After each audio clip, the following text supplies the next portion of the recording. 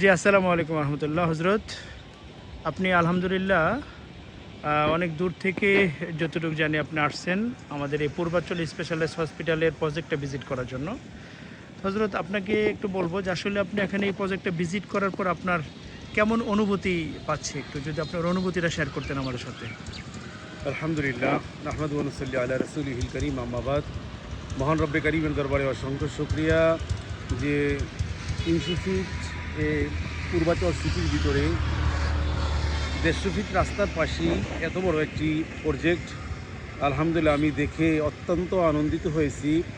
এবং প্রকল্প ভিজিট করে আমার কাছে এত ভালো লেগেছে যে বাংলাদেশের ভিতরে সর্ব উত্তম খেদমতের জন্য, সেবা দেওয়ার জন্য যে একটি স্পেশালিস্ট হাসপাতালের ব্যবস্থা করেছেন, সেজন্য বিশেষ করে এই হাসপাতালের এমডি মহোদয় এবং চেয়ারম্যান সহ যারা সংশ্লিষ্ট আছে সবাইকে মোবারকবাদ এবং ধন্যবাদ জানাই।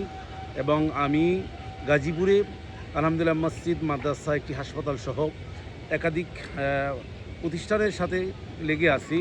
আলহামদুলিল্লাহ আমি চাই যাতে আমি এখানেও আপনাদের পূর্বাচল স্পেশালিস্ট হাসপাতালের সাথেও জড়িত থেকে সারা বাংলাদেশের ভিতরে যারা বিদেশে যায়, চিকিৎসা নেয়, সিঙ্গাপুর যায়, এলিজাবেথ হাসপাতালে যায়, বাহিরে যায়, যাতে বাহিরের চিকিৎসাটাও বাংলাদেশে করা যে সম্ভব, আশা করি সেই আজকের আপনাদের এই হাসপাতালের মাধ্যমে ইনশাআল্লাহ এটার বাস্তবায়ন ঘটবে, এটা আমি আশা করি ইনশাআল্লাহ।